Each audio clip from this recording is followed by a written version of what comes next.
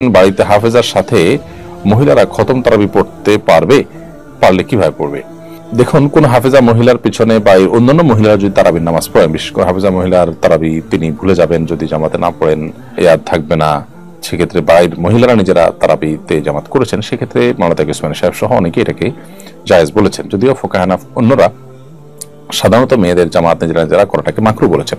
আমাদের আয়েশা সহ বিভিন্ন মহিলা সাহাবীদের দ্বারা জামাতের সাথে সালাত আদায় করার বিষয়টি সুসাব্যস্ত আছে, সেজন্য সৌদি উলামা ইকরাম এটিকে জায়েজ বলেন। তো সেই জায়গা থেকে হাফেজা মেয়ে যদি ঘরোয়াভাবে নিজেরা করেন, অন্যান্য মেয়েদেরকে ডাকডোল পিটিয়ে পুরুষদের মতো এরকম জমায়েত না করেন, মসজিদ না করেন, তাহলে এটা বিশেষ করে হিফজ ধরে রাখার শর্তে, ধরে রাখার প্রয়োজনে করলে সেটি জায়েজ হতে পারে।